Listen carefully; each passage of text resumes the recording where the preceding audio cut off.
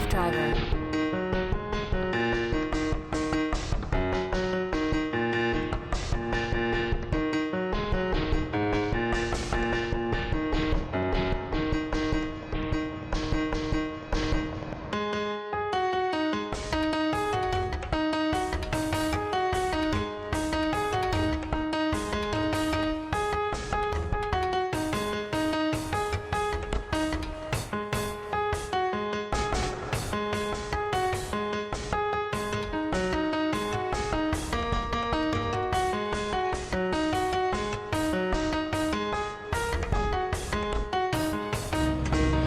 It's a Jagster's time. Come on, WooFDriver. Jag.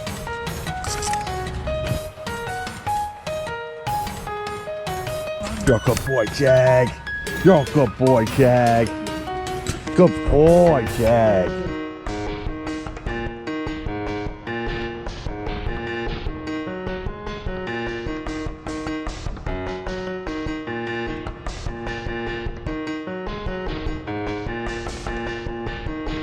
Good boy, Jag. Good boy. Okay, now I'm gonna harness up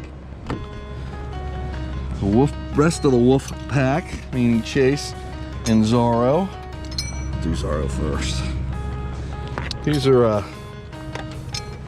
just regular harnesses that actually are available at some of the local area stores probably by you. Hi, good boy. You just want a little kiss. This is a tongue harness, which I'm actually liking a lot. Used to be for harnesses for doing dog powered sports, similar to what I'm doing. You would need to order stuff online or mail order.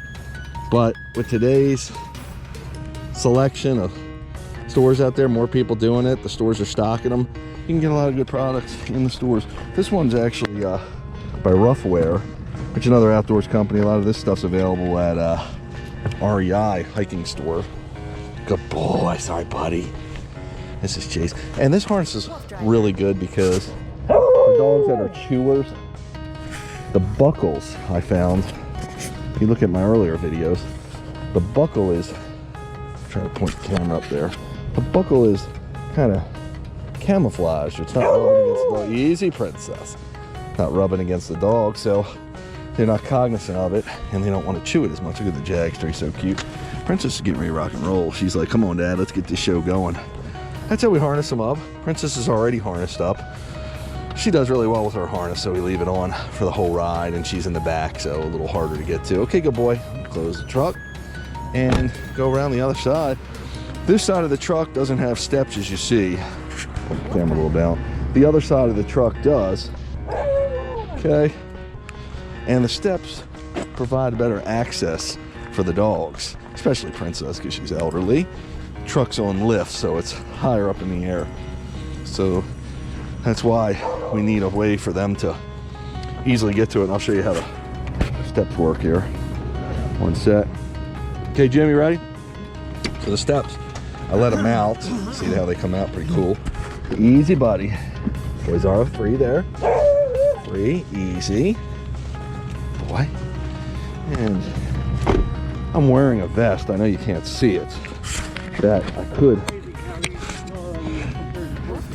When he wants to get in the truck, though, it's another story. So Jim's one of my pit crew members. He's going to be my co-pilot today. He usually is my co-pilot, but there are others that have helped me and continue to help me. Okay, good boy, JC. She's ready, isn't she?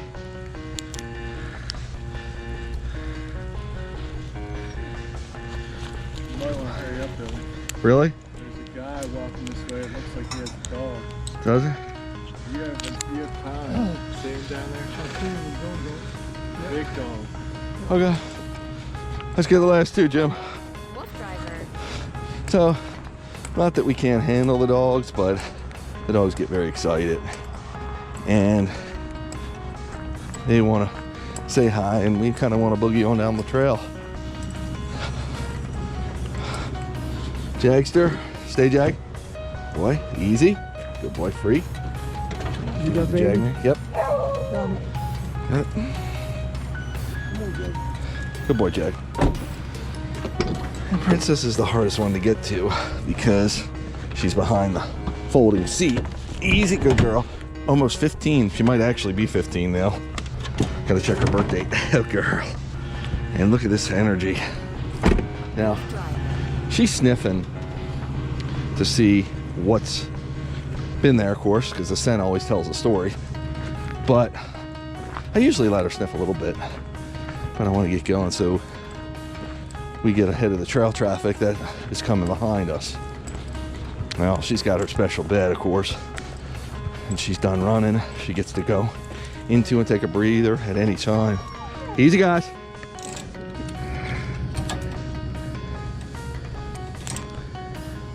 This is all specialized equipment, even these carabiners. Really cool stuff. Okay, good boys and good girls. You got it, Jim? You want me to do it?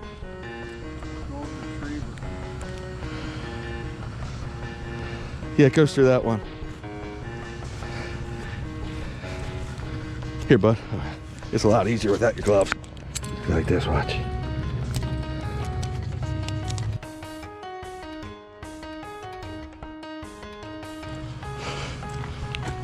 Oh, it's fine.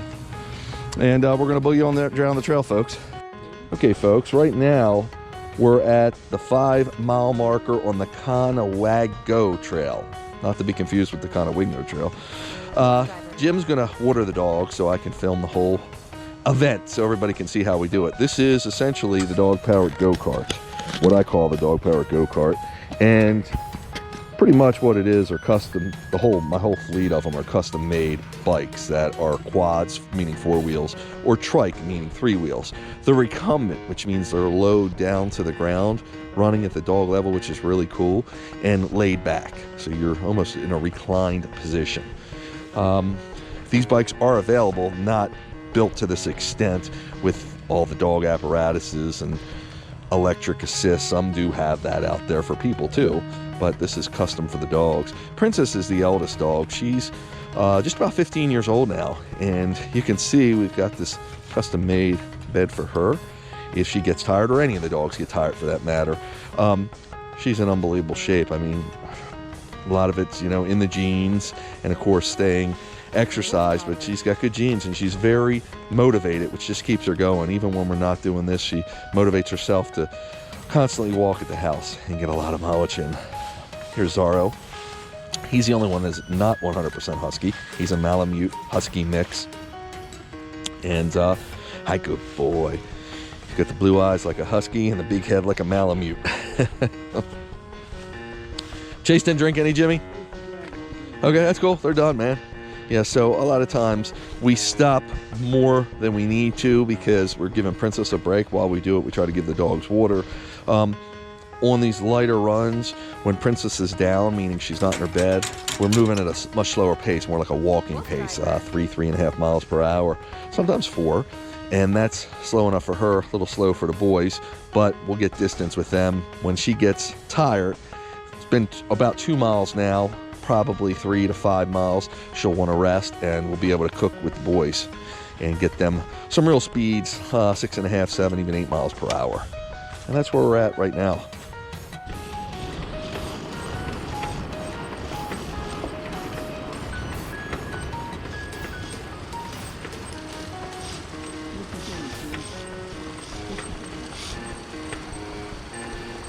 It's Jag and Chase. Running in tandem. The brothers. They're actually cousins.